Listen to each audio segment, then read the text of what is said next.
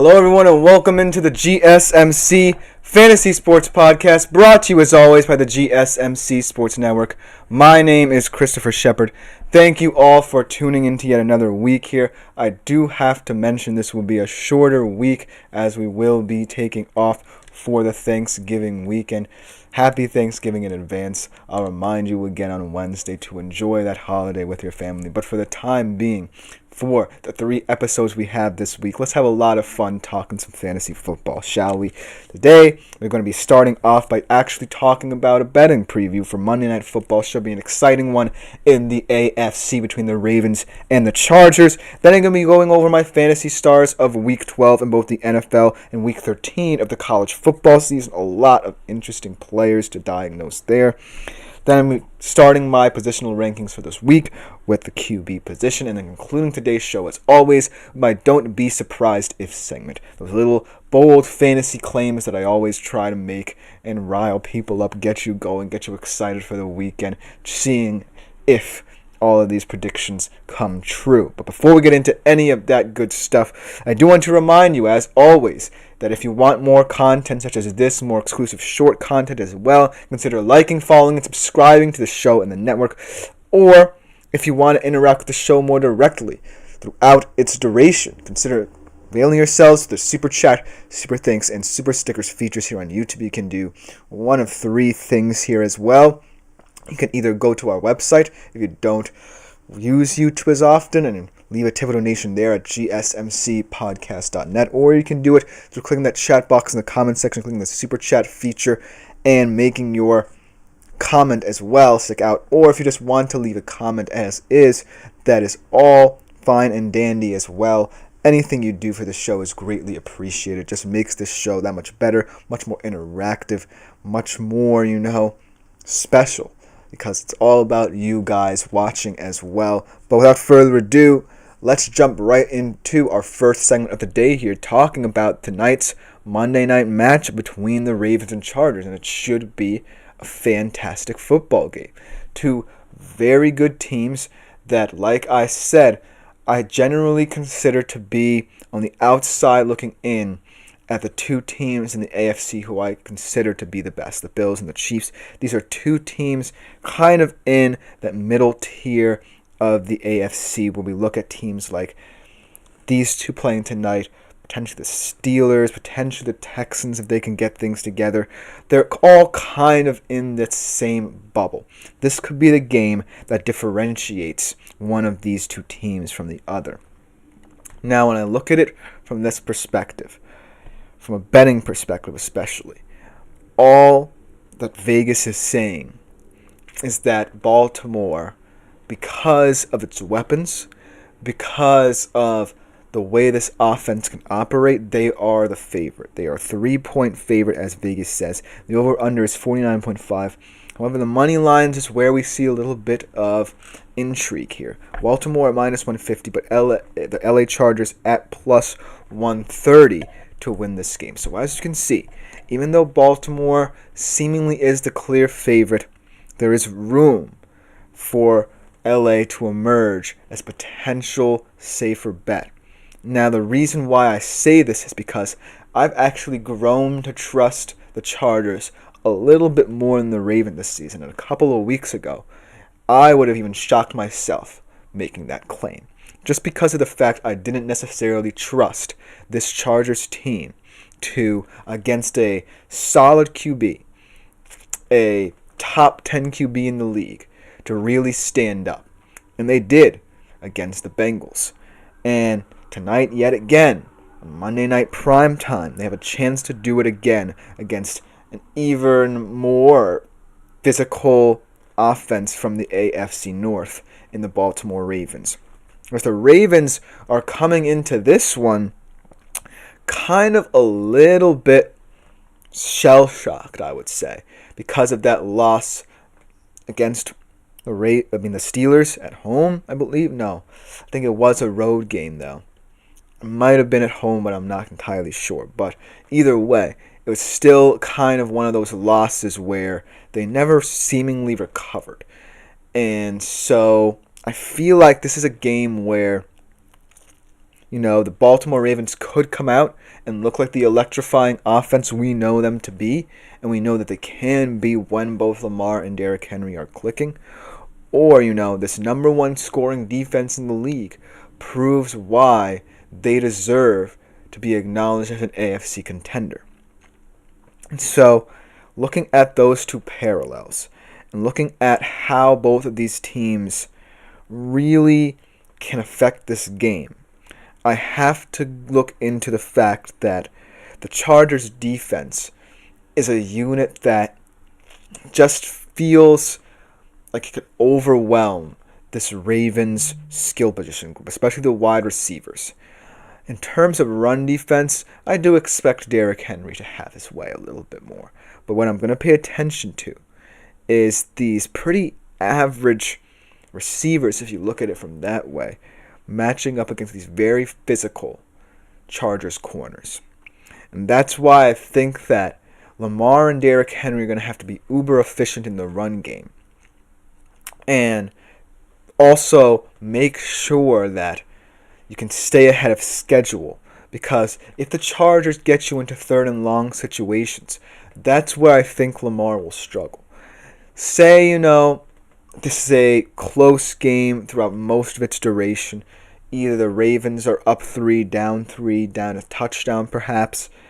I feel like in those situations, I feel more confident in Lamar's abilities. What I don't feel confident in is if the Chargers early on in the game are forcing you to be uncomfortable. Because that's what the Steelers did, and it translated to an overall, all-around solid defensive effort. Now, the thing about the Chargers' defense, right, is because they didn't necessarily have that all-encompassing defensive effort against the Bengals, right? They had that exceptional first half where they really limited what Joe Burrow and that receiving core could do, and then they kind of imploded in the second. And so there are ways where I can see Lamar and Derrick Henry making this a track meet. But I do give the benefit of the doubt to the Chargers defense because, I do think that wide receiver core was much more skilled in the Bengals than this Ravens wide receiving core. I'm not saying that they're a terrible unit. I'm just saying that comparably, they don't match up to a unit like Cincinnati's in terms of how difficult this matchup could have been for LA. I do acknowledge that Lamar and Derrick Henry are very special players. They're both MVP caliber players.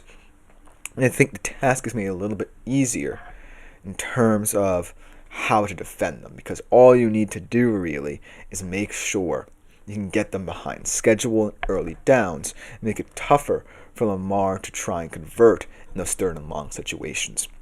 And then when I look at this from a Chargers offensive perspective, I just feel like this unit continues, surprisingly, to need to be itself. Because I love the identity they've assumed of a team that is super physical in the run with two guys in J.K. Dobbins and Gus Edwards who really are very tough and physical to bring down and really are the focal point of what the Chargers try to do and their most central offensive philosophy. But I also think that Justin Herbert's a good enough quarterback in this system to keep them ahead of schedule. And I feel like in this atmosphere, in a very important game, in prime time where you're trying to prove that you really are a true contender, look for this to truly be Justin Herbert's moment. It's not always going to be about, Jim Harbaugh and what his philosophies mean for this team. It can also be about Justin Herbert. And Jim Harbaugh said as much. He said that Justin Herbert's one of the great quarterbacks in the NFL at the moment. And from what we've seen in these big moments, he's proving his point. I feel like he started to rely more on this very diverse receiving core in terms of who can get the ball in certain situations. And as a result, he's gaining more confidence as a passer in this very run-heavy system because of the fact that, A, the run game wears down defenses, And B, he is a really good thrower of the football. And when you combine that formula, you get a really tough offense that's very difficult to defend, especially if you're a Ravens defense that's not comfortable in the pass anyways. So if I'm the Ravens defense, I'm going to try and take away J.K. Dobbins, but most importantly, try and remain disciplined in early downs. Because if Herbert gets into a rhythm, chances are he's not going to get out of it in any hurry. Because he's that good. He can stay ahead of schedule, whether through the short to intermediate passing game or by throwing it deep. That's how much I feel like he's developed as a passer, not only under Harbaugh, but with this group that he has. Because that was everyone's major issue with the Chargers. If Jim Harbaugh fixes the run game and the defense remains the same, what if this passing game, without any true number one like weapons, look like? And Justin Herbert has answered the call and said it doesn't matter if I'm playing an elite level and these guys are trusting me. So, all signs point to me picking the Chargers against the spread in this Monday night matchup. I really like that decision. I really think that, Herbert's going to be one of those guys who goes underrated in the MVP discussions later in the year. By all intents and purposes, if he picks up more big wins in these primetime games, he should win it. But I feel like the Chargers are just the better team as well. It's not all about individuality with Lamar and Derrick Henry. Sometimes you need a very physical identity and a complementary defense to go with it. And that's what the Chargers are right now. So that being said, I'm picking the Chargers in this one. I like them by a full touchdown, 28-21. And so I feel like that will cement them as someone who potentially be someone who can come out of the AFC. Who knows? Let me know what you think in the comments about this Harbaugh Bowl. But coming up next, we transition to our Fantasy Stars of the Week. First in the NFL. A lot of major performances there. Some surprises as well. So don't go anywhere. We'll be right back after this short break. I feel like I'm losing my mind. Is everybody in the world blind? Please, Lord, give me a sign. A sign. I feel like I'm losing my mind. Is everybody in the world blind? Please, Lord, give me a sign. A sign. I wanna be the greatest. Everybody on the fake shit. I look around and feel like everybody is the fakest. I make this every day and I'm impatient, hoping one day I blow up from the basement. Statement, the top is so vacant. I don't hear shit that I think is amazing. Waiting for my day when I'm playing sold out shows for 1,000 faces. Hey, give me that crown. Get in my way and to be put down. It ain't your place, all this my town. If I want that shit, then I'll get it right now. I'm losing it, the noose it fits. I'm losing shit, a stupid myth. You choose to live or choose to dip. You choose to fight or lose your grip and lose a gift. I feel like I'm losing my mind. Is everybody in the world blind? Please, Lord, give me a sign. A sign.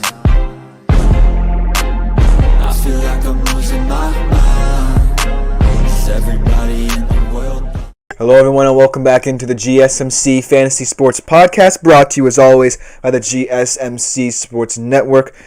And before we get into our second segment of the day here on today's show, I do want to remind you that throughout the show's duration, if you wish to contribute and interact with the show more directly, consider making yourselves available to the Super Chat, Super Thanks, and Super Stickers features here on YouTube or through our website, gsmcpodcast.net, to leave a tip or donation or a comment, question, or concern you may have throughout the show as well there. But here on YouTube, anything that you contribute is greatly appreciated. It makes this show that much better. But without further ado, let us jump right into our second segment of the day, going over some fantasy stars of the weekend in the NFL.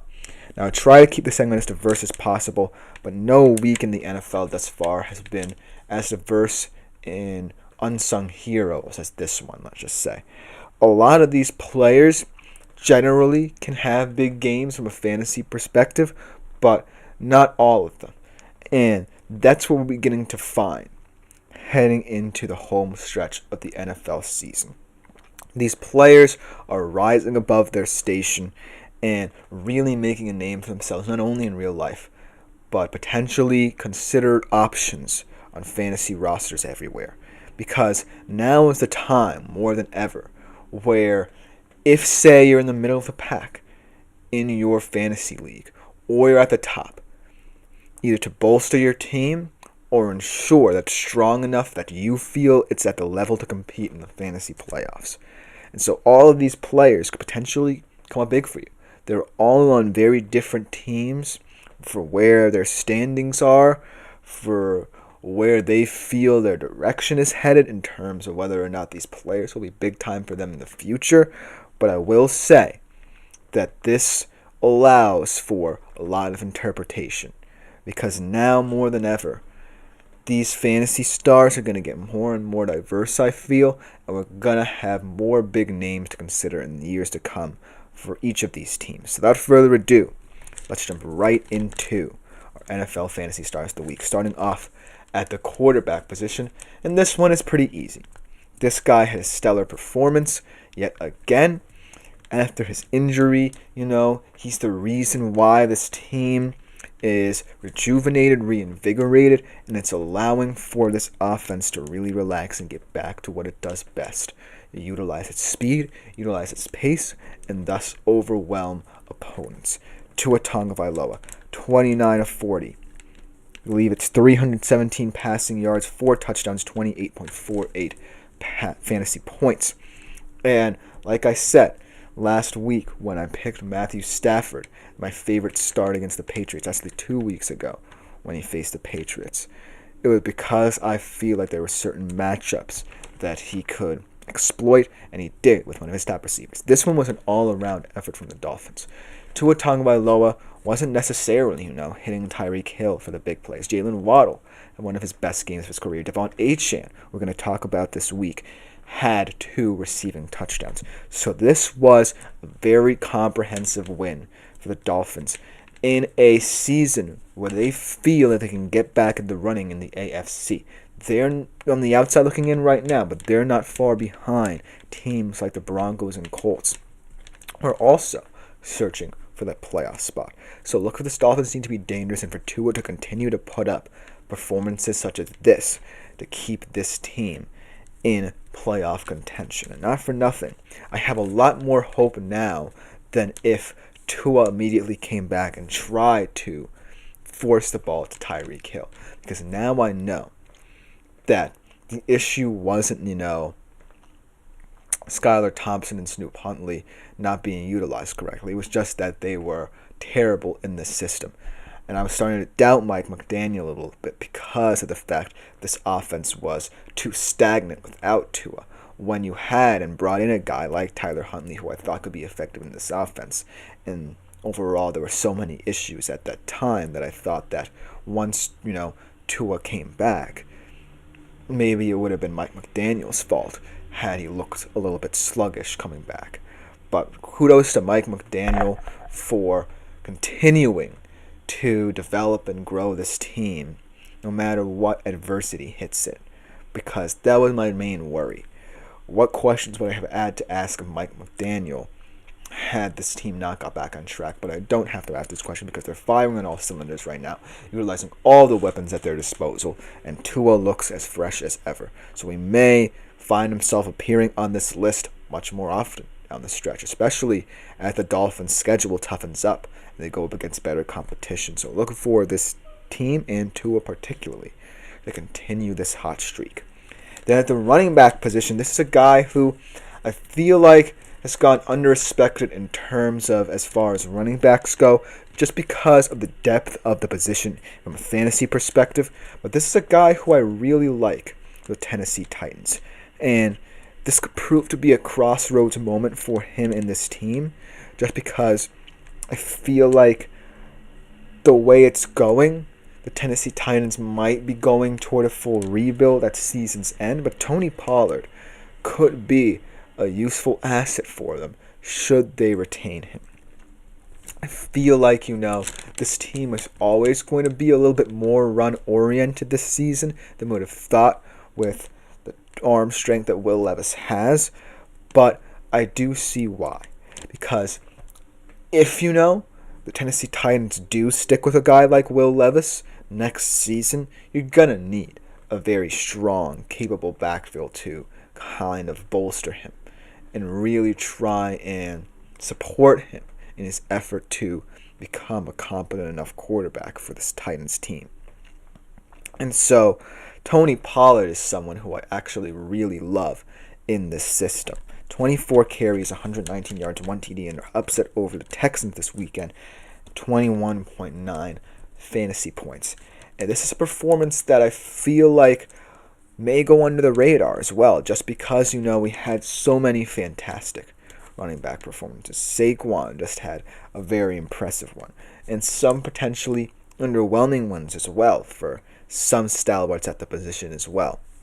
But Tony Pollard has been someone that, yes, hasn't been a consistent performer at the position, but has been someone who I have to acknowledge in terms of what he means to the Titans.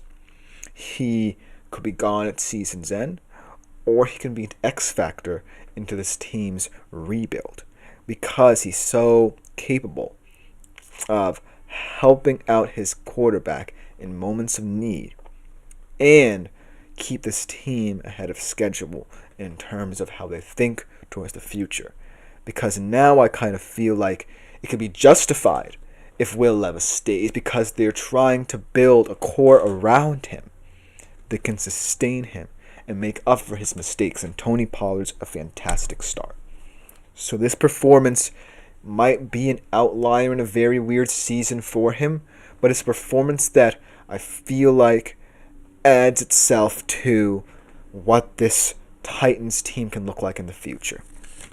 So kudos to Tony Pollard, kudos to this Tennessee Titans team, potentially organization for moving forward and looking toward the future of how to develop this team.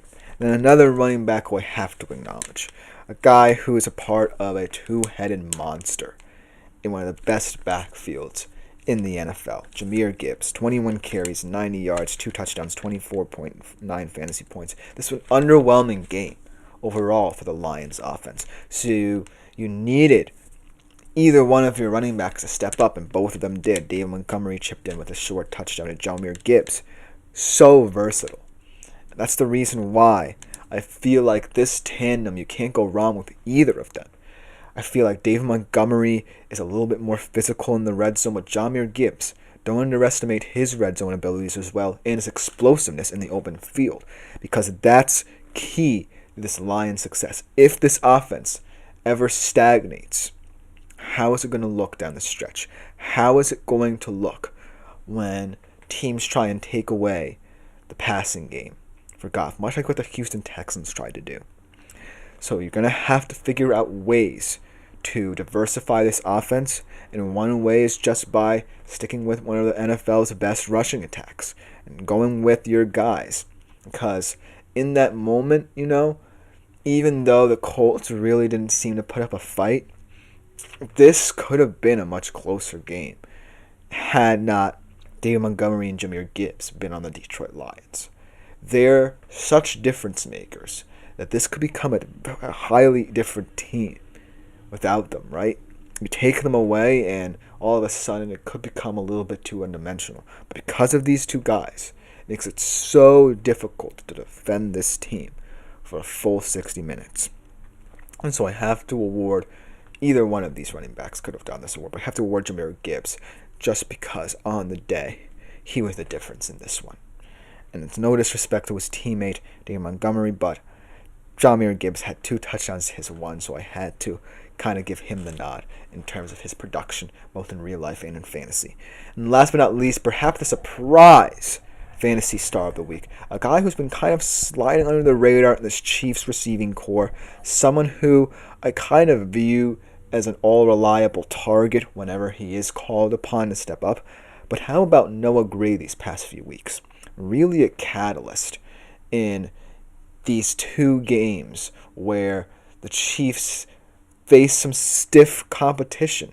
One from a very expected place where they're winless against the Buffalo Bills, and chances were many people thought they were going to lose this game anyway. He kind of rose to the challenge and was one of their best players on the offensive side of the football, and this time against a very feisty Carolina Panthers team who probably shocked everyone by keeping this game as close as it was. And Noah Gray really stepping up. 4 catches, 66 yards, 2 touchdowns, 22.6 fantasy points for yet again another fantastic performance from him at the wide receiver position for the Kansas City Chiefs. And it may not continue because of the Chiefs' versatility, because of the fact that they acquired DeAndre Hopkins to truly diversify and really elevate this receiving core. But Noah Gray, it's good to know the Chiefs, no matter who they circulate through, feel like they can rely on these guys because it looks a lot different now than it did last year, right? That's where they're dangerous. Yes, it was not a good loss 2 weeks ago against the Bills, but I'm still counting on this team. And Noah Gray could be a big part of this because of the fact he just steps up when his team needs him. That's potentially all you can ask for one of the most unsung stars on my list ever. And so that will conclude my NFL Fantasy Stars. Coming up, we stick with the Fantasy Stars theme and move over to the world of college football. Week 13 was very chaotic, and that's a lot of interesting performances to go over there. So don't go anywhere. We'll be right back after this short break. Looking for your daily fix of sports talk without having to pay for it? GSMC Sports Network is available on YouTube. Just search GSMC Sports Network. Get your fix of daily sports talk shows on YouTube, absolutely free. NFL, college football, NBA, MLB, MMA, UFC, fantasy football, and so much more. GSMC Sports Network has shows running all day long, with new sports shows starting every 2 hours. Just like on your favorite cable sports channel, except GSMC Sports Network is absolutely free. Just search. Hello, everyone, and welcome back into the GSMC Fantasy Sports Podcast, brought to you, as always, by the GSMC Sports Network. And for our third segment of the day, we are sticking with the theme of Fantasy Stars, but switching over to the world of college football. What a hectic week it was. Week 13 of the college football season. A lot of upsets, but also a lot of sameness in terms of top 25 teams. But, like I said, it was very hectic. There was a lot of upsets, and as a result, some fantasy stars you might be unfamiliar with this week. A lot of these guys stepping up in big moments to upset the hierarchy a little bit. And so I had to acknowledge those guys, as well as guys who just stayed the course and got out of this week with a win. That's all you could ask of them. And as a result, we're now starting to see a landscape in college football where seemingly week in, week out, no one is safe. But if you take care of business, you take care of business, and not the same. And so that's why I feel like this segment is so special, because we get to award all these guys who either are unsung heroes or just do their job and do it well. And so this particular list I've compiled is a microcosm of that. And I feel like this is the best list I've compiled in terms of its diversity. So without further ado, let's jump right into it. Starting off the quarterback position. Yes, it was against UMass. Yes, it was a cupcake game before, they surprisingly go to Atlanta for the SEC championship game and make it into the CFP. But this guy really needed a get-right game like this. So I had to choose him as my quarterback this week in the Fantasy Stars list. Carson Beck.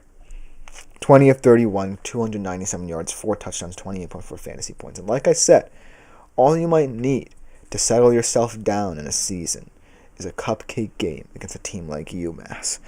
And while it's not going to truly prove anything as the legitimacy of Georgia as a title challenger, it just goes to show that Carson Beck is still someone who can settle in a composed and calm environment and setting, deliver a performance like this.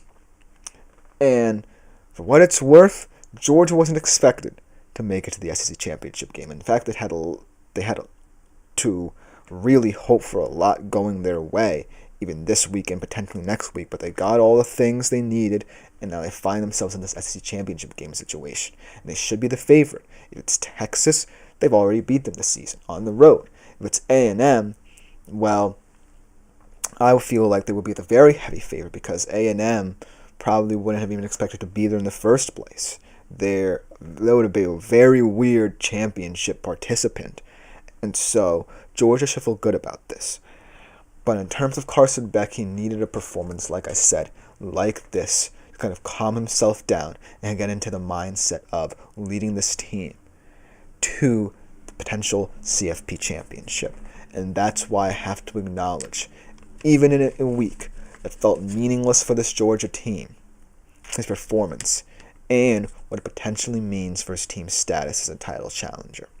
So, kudos to Carson Beck for staying the course, doing his job, and ultimately earning his spot in the SEC championship game as a result. Sneaking in the back door, I like to call it. But then, let's go to the wide receiver position here. Because this is a guy who is an unsung hero for his team this weekend in an upset. Florida upsetting Ole Miss, and it really came down to timely plays from timely players, and Elijah Badger truly is a special player for this Florida Gators team. An Arizona State transfer, a redshirt senior, I believe, so potentially one more year of eligibility for him in this team. 5 receptions, 87 yards, 1 touchdown, 17.2 fantasy points.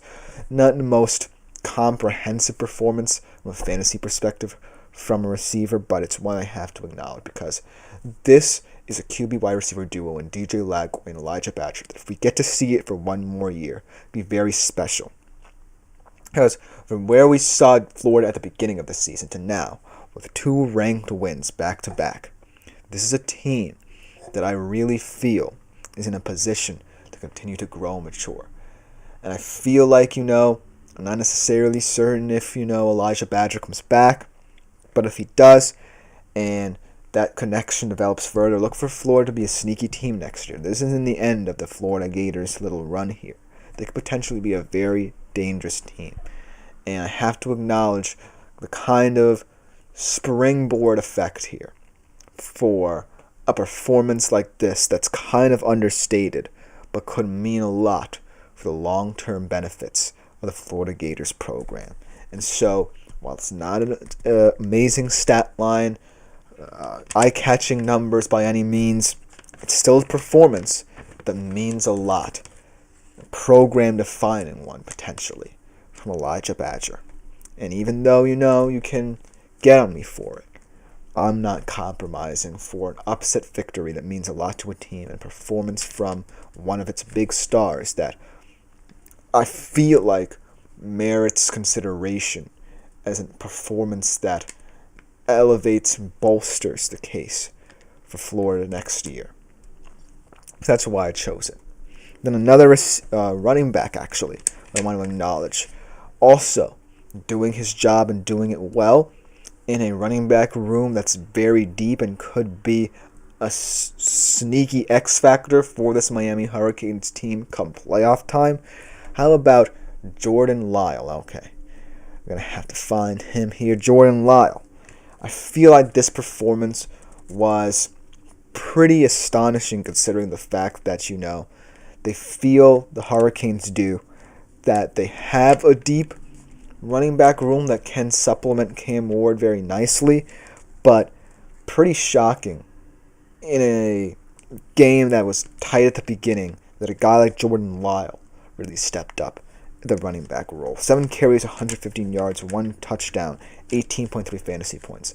And if this Miami running back room gets performances like this out of all their players, this is a dangerous offense that nobody wants to face in the playoffs. Yes, we can ask as many questions about the defense as we want, but looking at the versatility of what these running backs can do combined with the magic wizardry of Cam Ward, I wouldn't want to face this offense at all.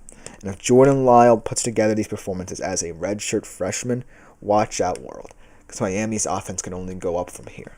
Yes, they're going to be losing Cam Ward, but like I said, the long-term future of a team can mean a lot in terms of how you view them from a fantasy perspective. And Jordan Lyle's going to be there for a while. He's going to do these things with another great quarterback who could really elevate this Miami program yet again to the highest of heights. So this is yet again another springboard effect for a team that, even though it's going to make the playoffs, might not contend in it. But if they want to contend in the future, they're going to have to look at these performances through a lens of positivity and know that they have the players capable of building this program and getting it to the right place. So kudos to Jordan Lyle, a redshirt freshman, for stepping up in a big role. Now we have to respect kind of one of the most established players in college football over the past 5 years. And if these are his last couple of games as an Ohio State Buckeye, he's going out with a bang. Because Emeka Egbuka truly is a very special player for the Ohio State Buckeyes program.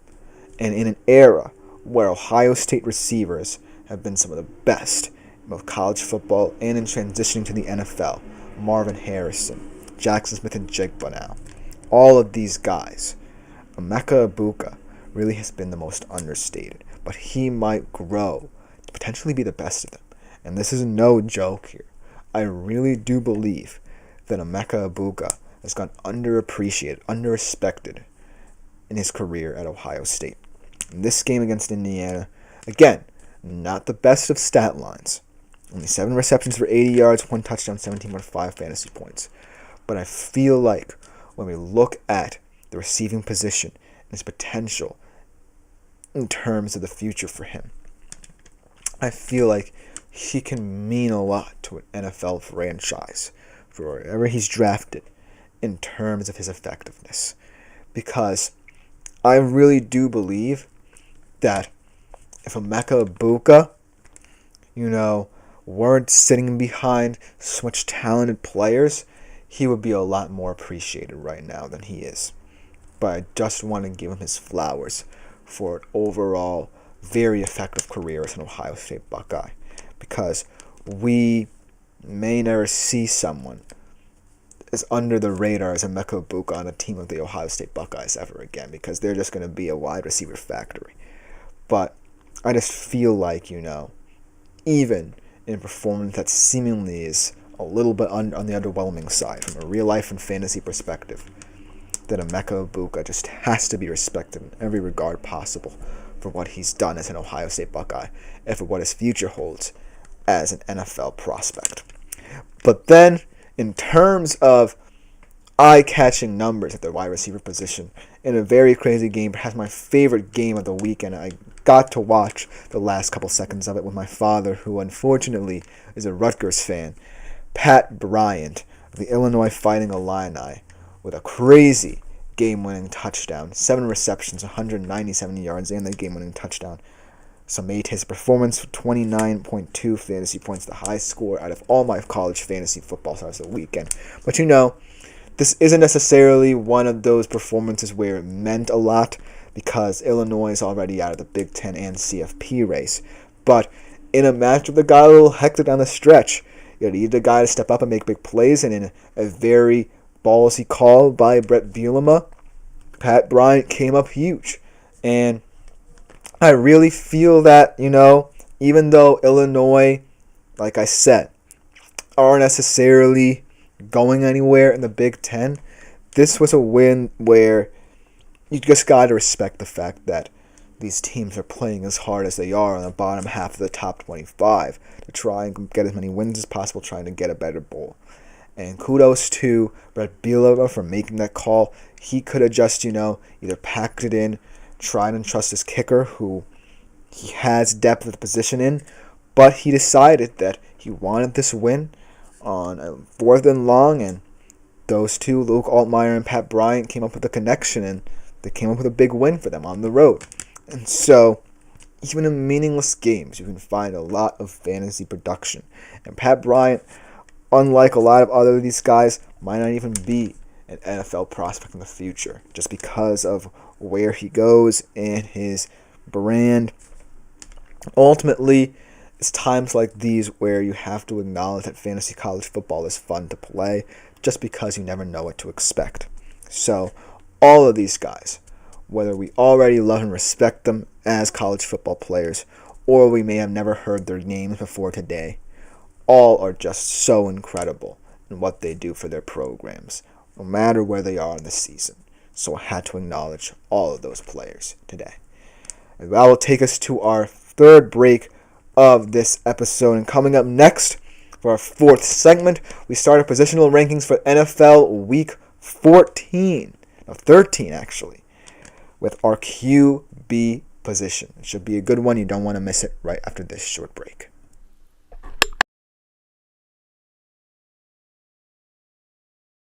For the best and latest podcasts available anywhere, go to the podcast app on your cell phone and type in GSMC to access free content-rich podcasts on health and wellness, book reviews, sports, entertainment, relationships, social media, movies, technology, finance, and even weird news. Subscribe and download the GSMC Podcast Network's family of shows, available everywhere.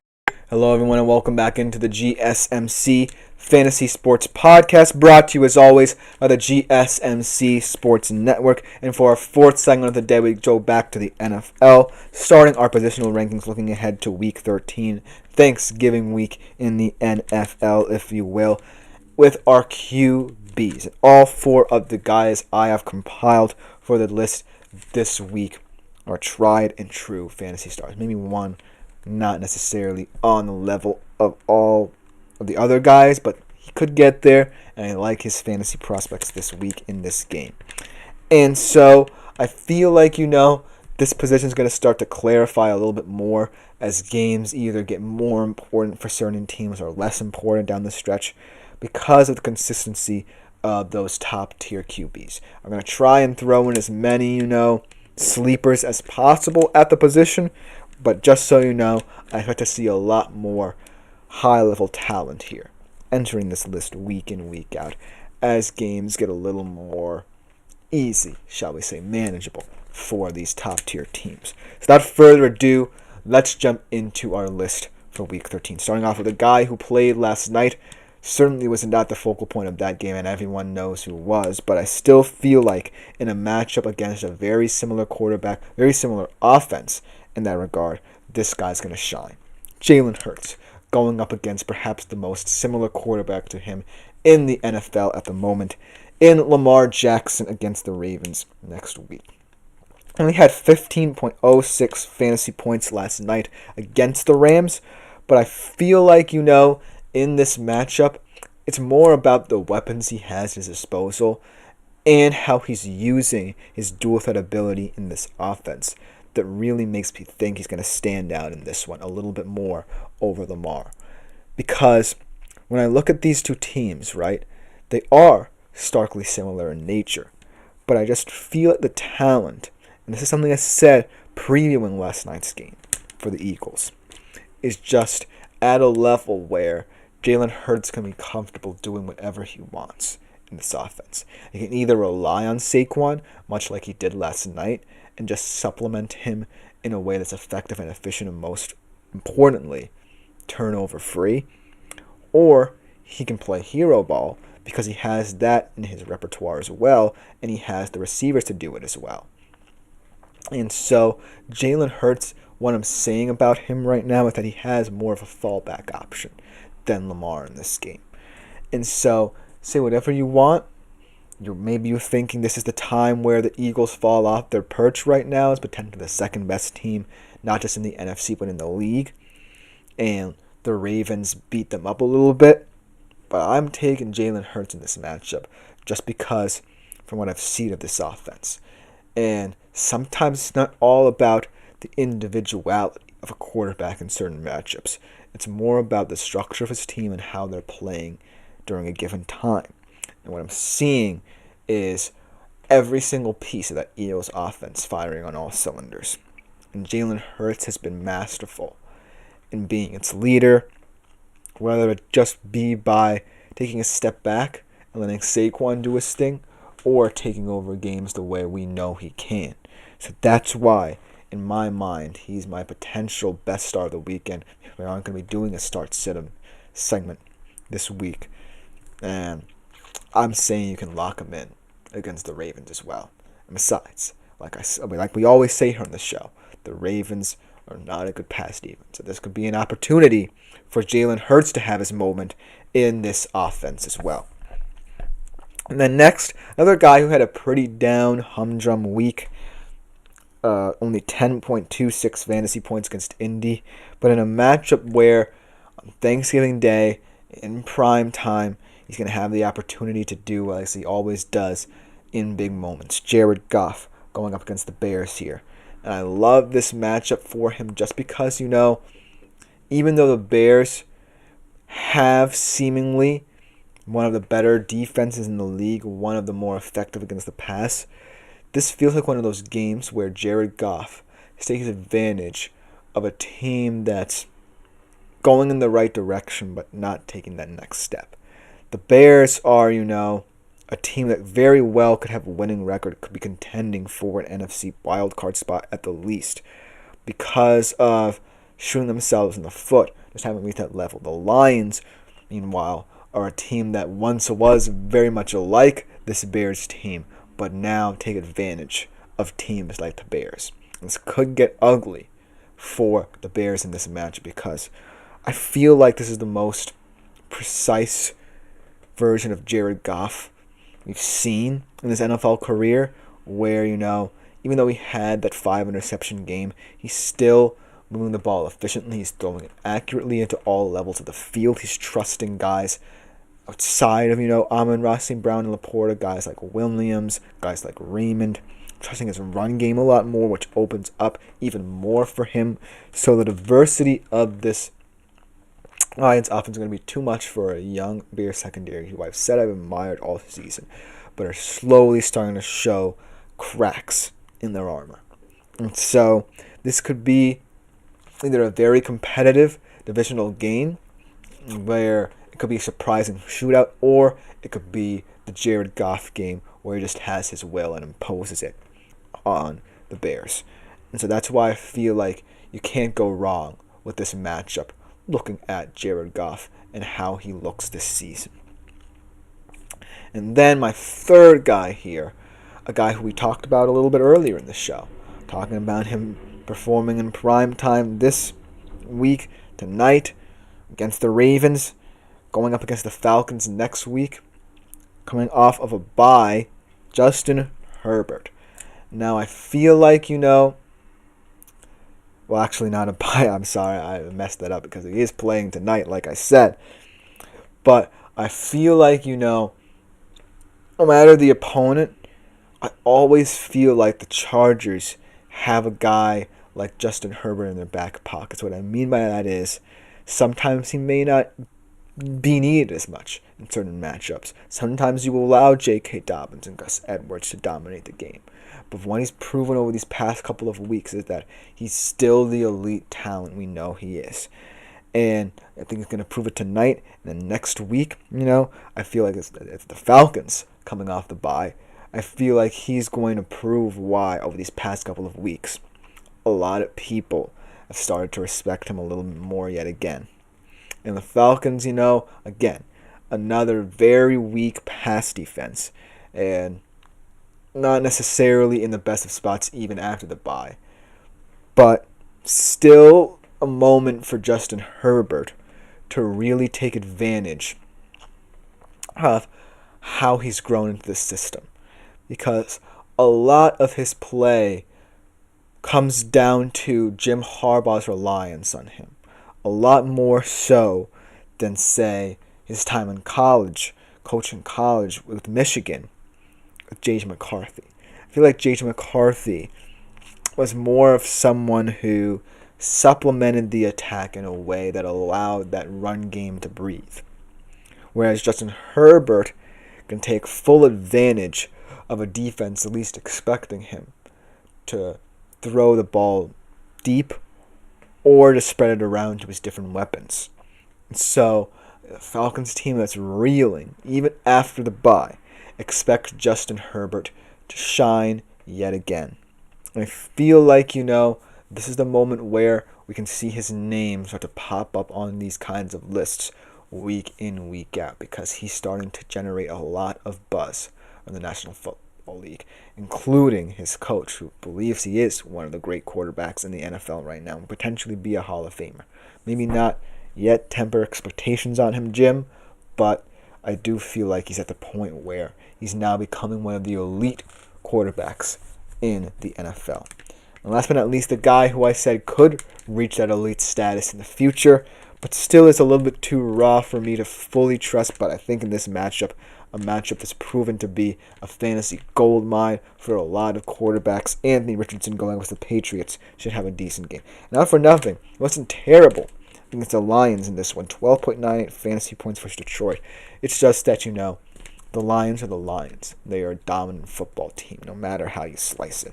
And Anthony Richardson would have had a tough going of it, if he were with the Chiefs roster, if he were with the Bills roster. So, there's no blame on him. It's no fault of his own that, even with that pretty bang average performance, it couldn't have been better.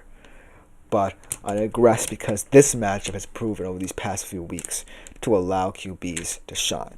And I feel like, Anthony Richardson could be the most beneficial in terms of how he can attack this Pats defense, because Matthew Stafford 2 weeks ago in Foxborough had a nice performance, a very solid passing performance, whereas Tua as well kind of displayed his abilities from the pocket as a passer as well, instead of taking off and running. Both of those guys more pure pocket passers, I would say. Tua's a little bit more mobile, but now Anthony Richardson has an opportunity to really attack the Pats both with his arm and his legs.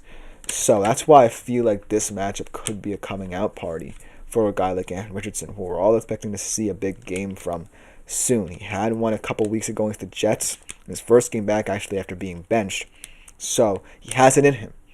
But I want to see it yet again to prove that these raw traits in him are being tapped to the best of their abilities, and they can get the most out of him in this Colts offense. And so, yes, it's not the toughest of matchups, but look for him to continue to shine for the Colts in these kinds of matchups. But I'll just about do it. My QB rankings, let me know what you think in the comments about them. Coming up to conclude today's show, my Don't Be Surprised If segment, where I look at some bold fantasy claims for this week, and you'll see if you like them, because sometimes you may not. But we'll be right back after this short break to conclude today's show.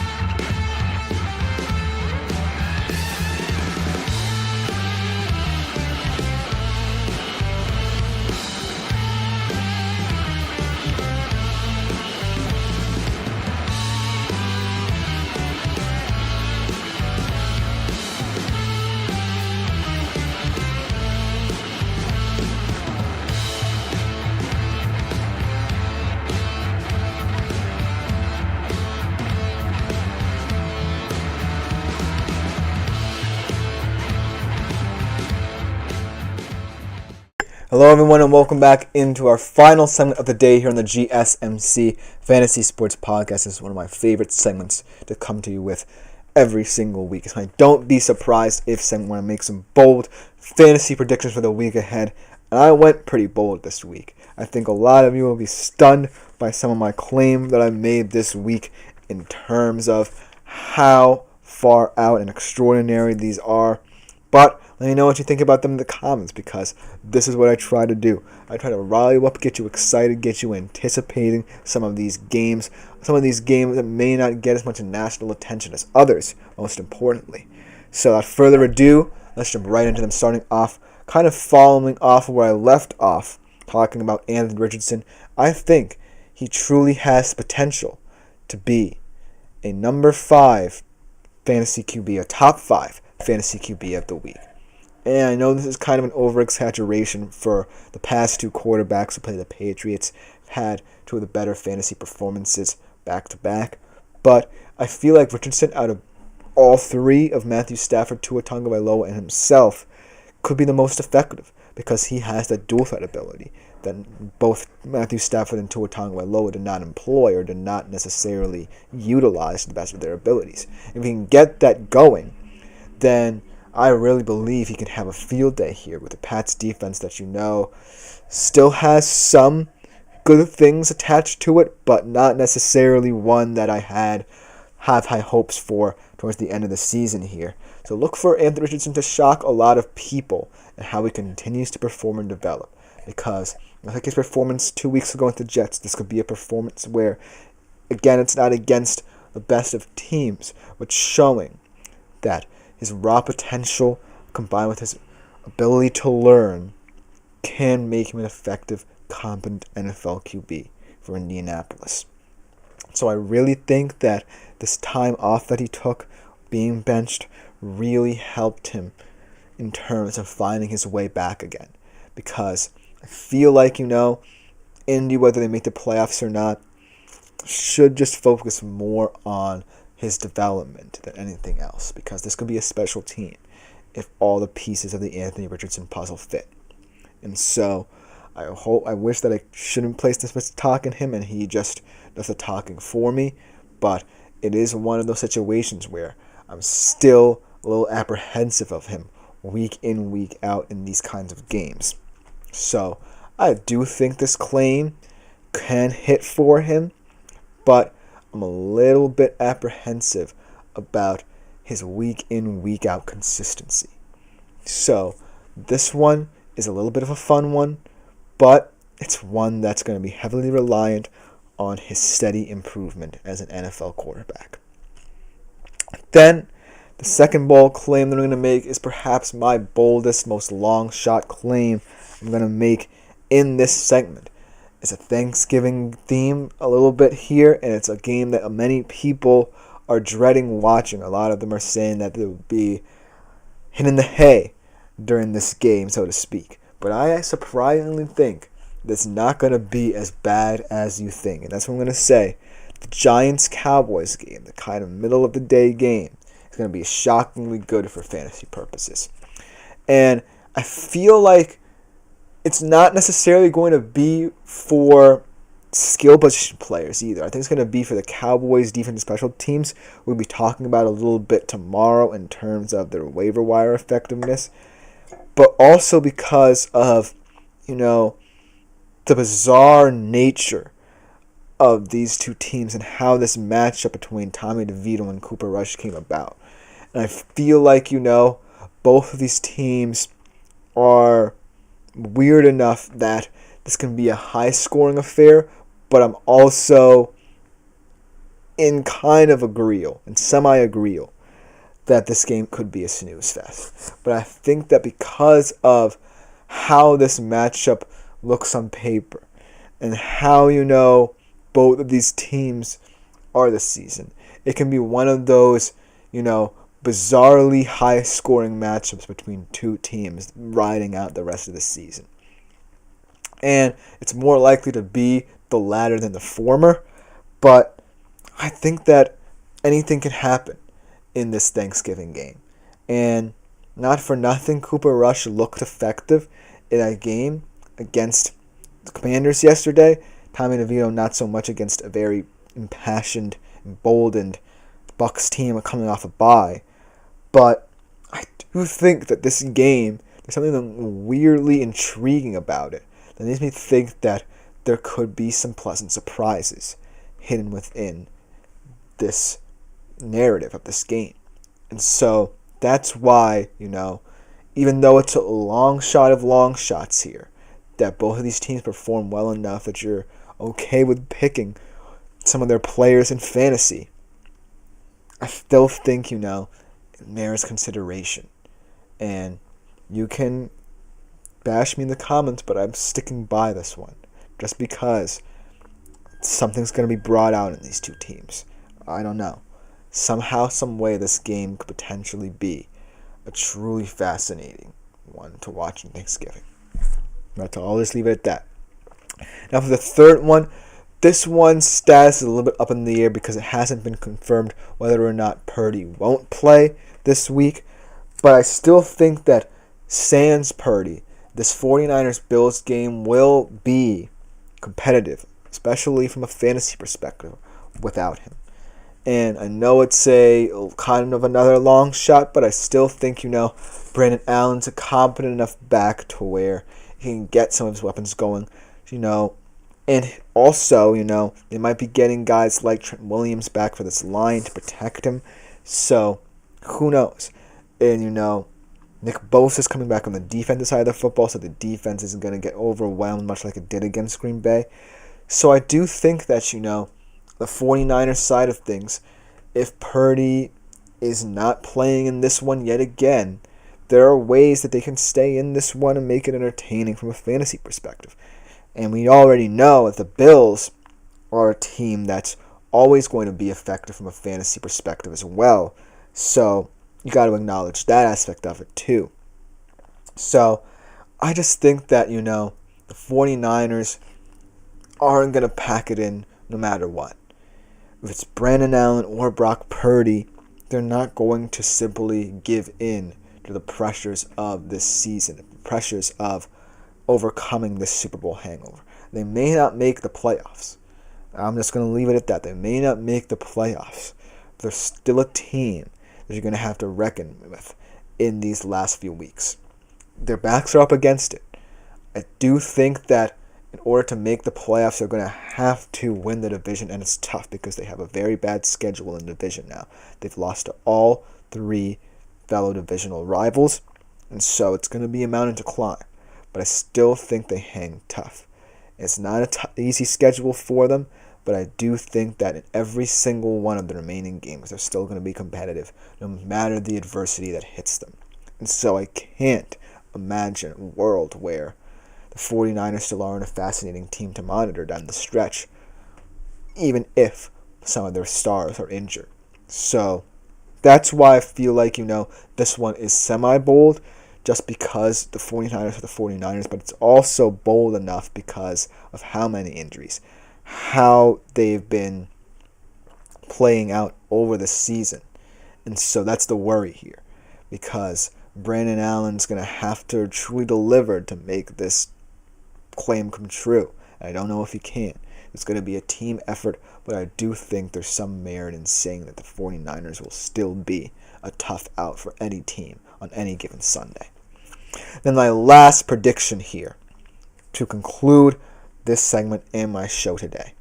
How about Najee Harris in another tough divisional matchup after a heartbreaker in the snow in Cleveland? Now his best fantasy performance of the season, not just in terms of, overall season outlook, but of all the players. And this is a very bold claim because the Steelers have a lot of players you can imagine having good games from a fantasy perspective, and the Bengals have a plethora of them. But I do think there's merit in this because Najee Harris is someone who I truly believe, even though he's kind of slowed down again in these past couple of weeks, is someone who can truly be the X factor in this Steelers offense. And then looking at the Steelers from that perspective, I do feel like it's going to be a tough mountain to climb if, they can't get Najee Harris going these next couple of weeks, because their schedule's only going to get tougher as the year goes along. And this could be a team that loses a lot of games very quickly. And so they're going to have to find ways to combat that and find ways to get this offense going again. And one of them could be through the use of Najee Harris. And he's a very versatile back for what it's worth. He's not just someone who can run the ball effectively. He's someone who can be utilized in many different capacities for this team. And that's what I want to see out of the Steelers. That's what I want to see out of Arthur Smith's play calling, especially getting Najee Harris the ball, alleviating some of the burden on Russell Wilson, because as we saw again against Cleveland, in that game they were a little bit too one-dimensional. Yes, the snow could have played a factor, but they were a little bit too one-dimensional in a surprising manner, in that Russ threw more deep balls rather than trying to get the ground game going in terms of getting Najee Harris as many touches as possible in inclement conditions. So, at the end of the day, this is a weird claim just because, I am truly placing a lot of stock in Arthur Smith making good play calls for Najee Harris, utilizing him correctly, and Najee Harris putting in the work. But I do see a path where they use him a lot more now on the stretch than they would have to start the season, just because of the many factors that can go into this matchup in the division. They're going to have to win a lot of these tight games, so they're going to have to find a way to put points on the board, and Najee Harris could be the answer. Let me know what you think in the comments about this segment, but this should just about do it for today's show. Thank you all for tuning in. This has been the GSMC Fantasy Sports Podcast, brought to you as always by the GSMC Sports Network. I've been Christopher Shepard. Thank you all for tuning in. We'll be back here tomorrow, 3:30 p.m. Eastern Time. Like, follow, and subscribe to the show in the network. And make yourselves available to the Super Chat, Super Thanks, and Super Stickers features here on YouTube as well. But other than that, I'll see you tomorrow. I'm out for today.